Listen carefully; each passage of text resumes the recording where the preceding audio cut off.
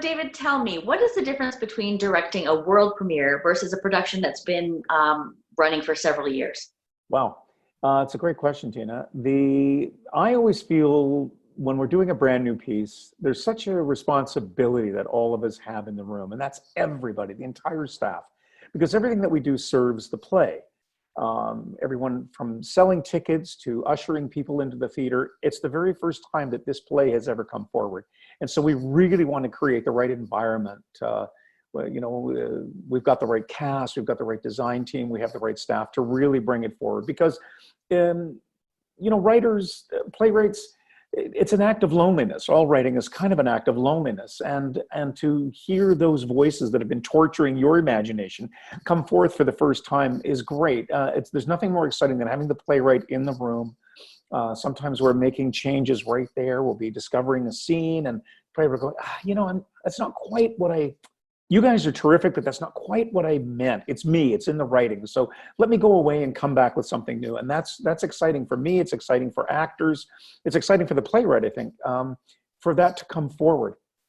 Of course, directing any plays, any production is kind of like that. But if the play is established, or if it's a play you've done before, or a play you've seen before, the writing is rock solid. That's not to say that new plays, the writing isn't great, but there's more, the playwright is a more active participant. If it's an existing script, that playwright might have forgotten they wrote the play. But with having a playwright in the room, that's a really vibrant, creative environment. And it's a different thing, but it's a very exciting time. And a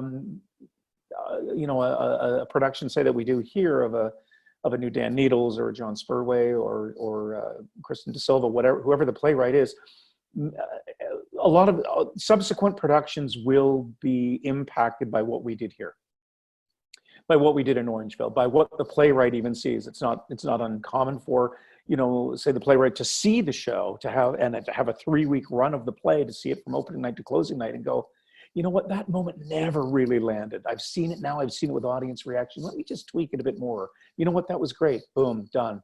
And that's exciting.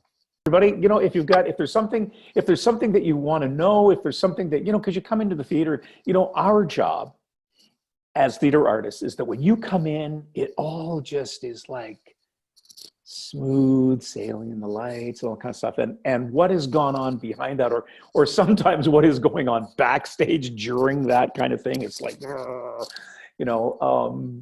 so yeah, if you've got any questions about something you've seen at Theatre Orangeville, or if you've seen it in another theater, or around writing, or if you're a budding writer, or you want to become a lighting designer, or any of that kind of stuff, just let those questions come on in. And if I can't answer them, we have a lot of really super talented theater artists in our world, and we will answer your questions as best we can. So keep them coming.